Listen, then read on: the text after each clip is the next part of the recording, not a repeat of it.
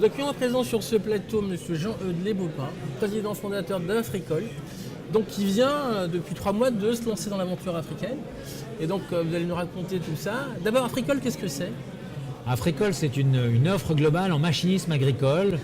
Nous avons 4 grandes activités, la vente ou la location de tracteurs, de moissonneuses, de matériel agricole, la réparation, bien évidemment, l'entretien, la réparation et la pièce détachée pour justement ces tracteurs et ces matériels agricoles.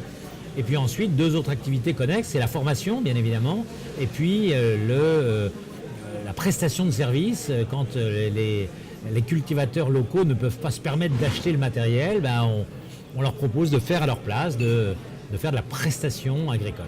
D'accord, vous achetez, vous le mettez à leur disposition, On achète en France, on retape localement avec nos équipes et on vend aujourd'hui au Sénégal. D'accord. Comment s'il fait le choix de vous développer sur ce nouveau territoire?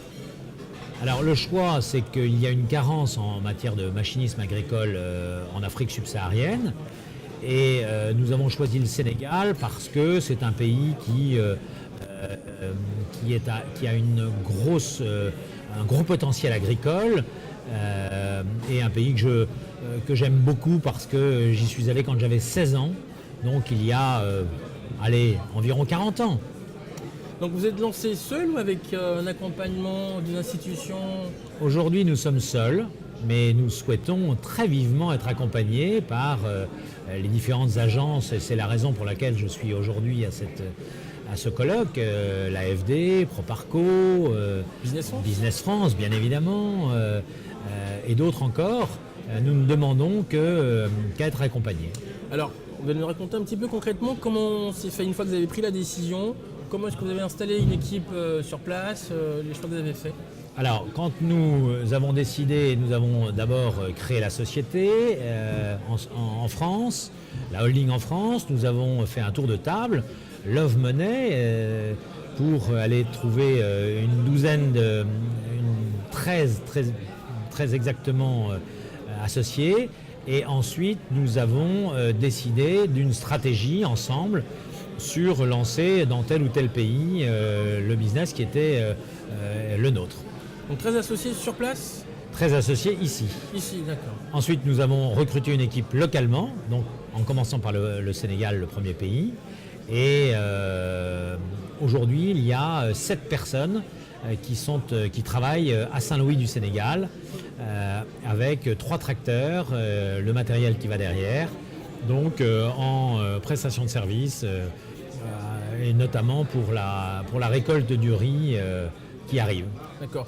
Racontez-nous comment vous avez choisi le collaborateur principal qui, donc, a priori, n'était pas sur place, mais a choisi d'y aller pour... Alors, on est passé par un petit site de recrutement agricole et nous avons embauché un Belge qui était marié avec une Sénégalaise qui travaillait en Belgique, mais qui voulait impérativement retourner en Afrique et au Sénégal en partie, et au Sénégal, à Dakar, puisqu'il y avait son épouse, et donc nous lui avons donné l'opportunité de revenir chez lui pour diriger les opérations au Sénégal.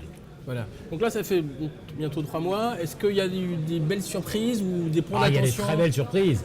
Il y a des très belles surprises, puisqu'effectivement, la vente de matériel est compliquée, même si c'est du matériel d'occasion.